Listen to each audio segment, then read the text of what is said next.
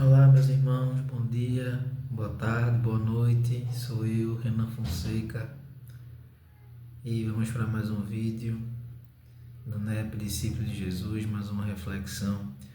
A reflexão de hoje está no capítulo 6 de Marcos, do Evangelho de Marcos, versículo 1 ao 6. Após sair dali, vem para a sua pátria, e os seus discípulos o seguem. Vindo o sábado, começou a ensinar na sinagoga deles. E muitos ouvindo, maravilhavam-se, dizendo: De onde lhe vêm essas coisas? Que sabedoria lhe foi dada? E tais prodígios acontecendo através de suas mãos? Não é este o carpinteiro, o filho de Maria? E os irmãos Tiago, José, Judas e Simão? E suas irmãs não estão aqui junto de nós? E se escandalizavam-se nele. Dizia-lhe Jesus: Não há profeta sem honra, a não ser em sua pátria, entre os seus parentes e na sua casa. E não podia realizar ali nenhum prodígio, a não ser poucos enfermos que curou, impondo-lhe as mãos. E admirava-se por causa da fé deles, e percorria as aldeias ao redor ensinando.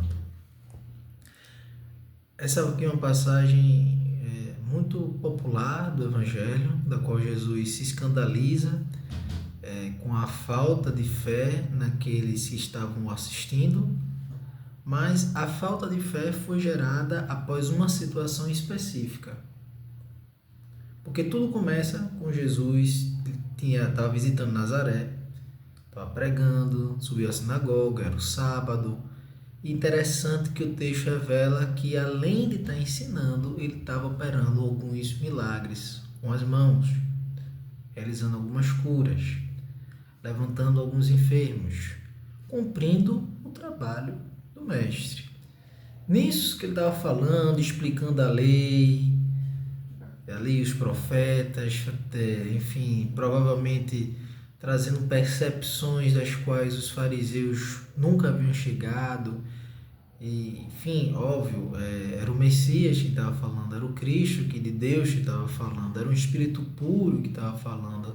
Evidentemente, ninguém teria uma compreensão tão elevada e tão concisa de um conhecimento quanto o próprio Jesus. Aliás, os próprios fariseus interpretavam a lei ao seu próprio crivo. Como em outros tempos a igreja fazia interpretações, chegava a conclusões que iriam lhe beneficiar, os fariseus faziam de modo semelhante. Porque a grande ideia é que nós somos os mesmos espíritos, apenas trocando os corpos. Então, voltando ao texto, a explanação do texto, da mensagem, Jesus ao operar, os fariseus começaram a impressionar com o conhecimento do mestre. As maravilhas, os prodígios, né? Possivelmente Jesus estava, ao mesmo tempo que falava, ao mesmo tempo que explanava, ao mesmo tempo que todos sentiam o seu verbo, ele também aproveitava para fazer as maravilhas. Mas há um momento em que eles o reconhecem. Alguém fala: esse não é Jesus?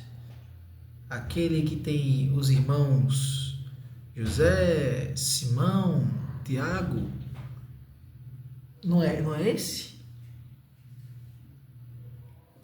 A mãe dele não é Maria? As irmãs dele? Como assim? Aquele mesmo Jesus? Quando eles reconhecem a natureza humana, vamos colocar assim, a parte social dele, familiar dele, genealógica, eles passam a descredibilizar a mensagem de Jesus. Reconheceram a natureza simples, não é o carpinteiro?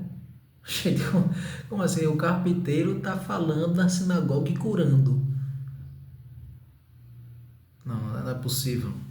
E é uma coisa que nós carregamos, né? A questão da credibilidade, nós seres humanos temos nosso instinto ainda primitivo, temos a tendência a simplesmente valorizar aqueles que estão ocupando um determinado seio social, né? Às vezes separamos as pessoas pelas etnias, às vezes separamos as pessoas pela sexualidade, pelos gêneros, classe social. Nós, seres humanos, como um todo, infelizmente, somos assim. Muitos são assim. Evidentemente que há os movimentos surgindo a fim de que essas coisas sejam freadas, mas é existente, se existe hoje, imagine antes, como era, né? Os fariseus, como assim? Os doutores da lei se subjugando intelectualmente a um carpinteiro. Então, nesse momento que eles se escandalizam, é o momento que Jesus para e diz: olha, profeta não tem honra na sua casa. É o único lugar. No seu seio, no seu lugar de origem, é o único lugar. E aí, naquele momento, o texto vai dizer que ele não pôde operar mais milagres. Somente curar algumas pessoas. Poxa, mas já não foi o suficiente, já não foi muito curar? Sabe? Ou e trazer explanações de altíssimo nível sobre a lei dos profetas, já não foi um feito já extraordinário? Que outro milagre o mestre poderia fazer, a não ser a cura, né? A não ser mostrar a sua autoridade moral e espiritual?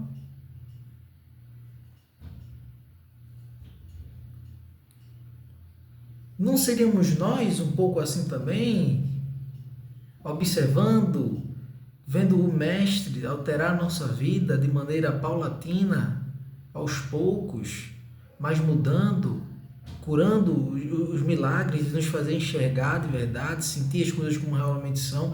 Que outro milagre poderia ser feito? Que o texto diz que não pôde realizar ali nenhum prodígio. Gente, mas não fez uma cura? Não estava curando? O texto é bem enfático, diz que Jesus, ele curou impondo as mãos, né? Ele não pôde, versículo 5, e não pôde realizar ali nenhum prodígio, a não ser uns poucos enfermos que curou, impondo-lhe as mãos. E admirava-se por causa da falta de fé deles. Quando descobriram as origens de Jesus, cessou-se e não pôde mais operar nada. Então, qual seria o milagre, qual seria a maravilha, o prodígio, além das curas e de uma grande autoridade, que mais poderia mostrar, que dependeria da ação do outro?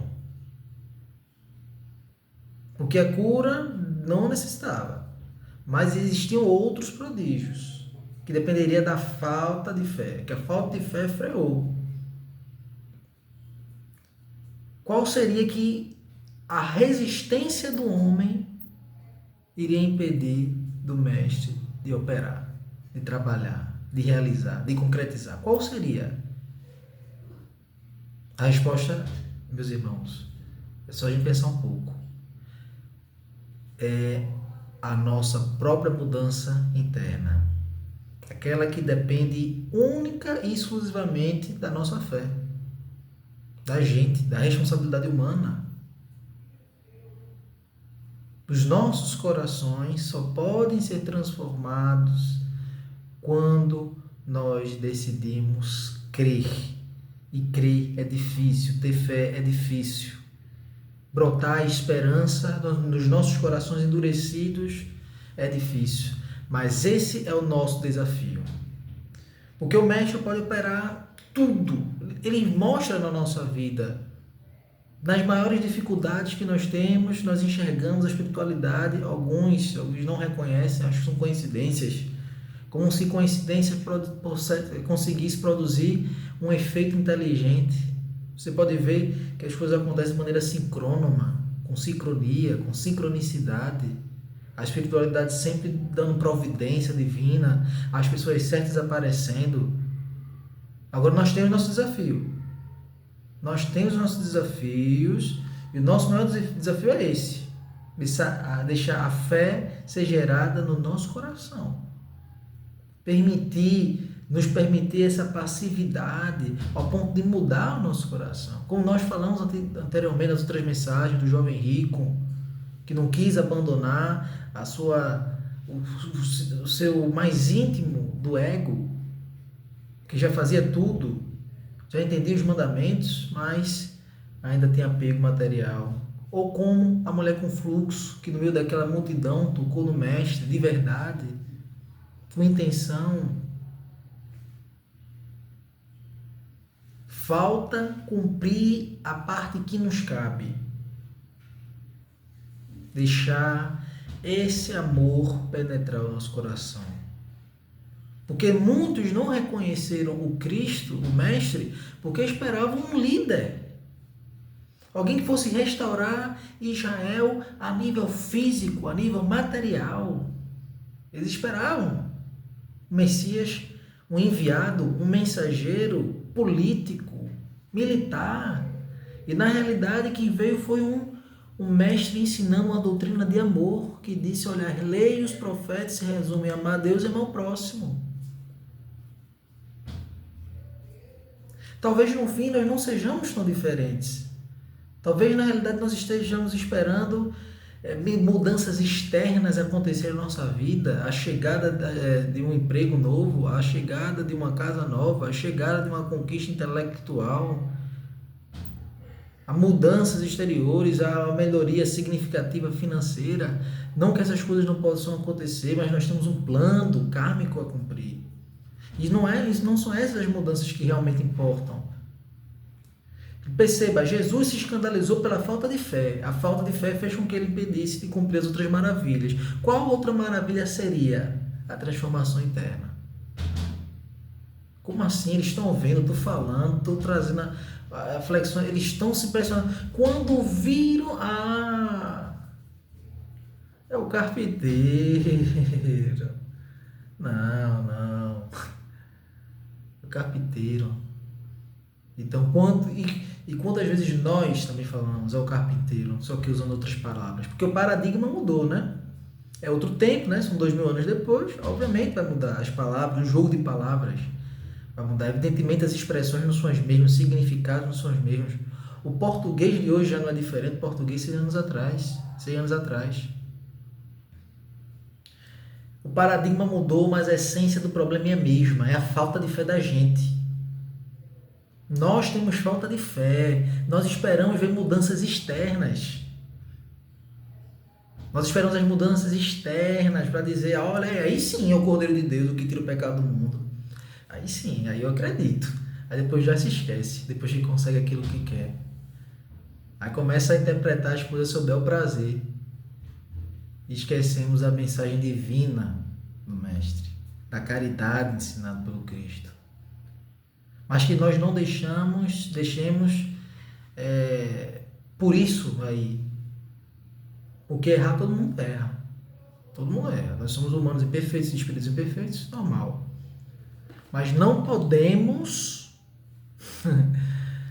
deixar por isso. Temos que fazer a nossa parte, mudar. Tá certo, meus irmãos? Essa é a mensagem que eu tenho para trazer. Exige muita fé, muita esperança para os nossos corações e que nós possamos deixar essa luz, esse amor nos invadir, a fim de que cause mudança interna nos nossos corações. Que só assim o mundo vai ser outro. Só assim a terra vai ser regenerada. A partir dos nossos corações, das nossas ações, e que possamos, através dessas ações, impactar a vida do outro, através do nosso exemplo de vida. Tá certo? Desejo muita paz, muita luz, esperança para todos que estão aqui. Deus seja louvado sempre. Que assim seja.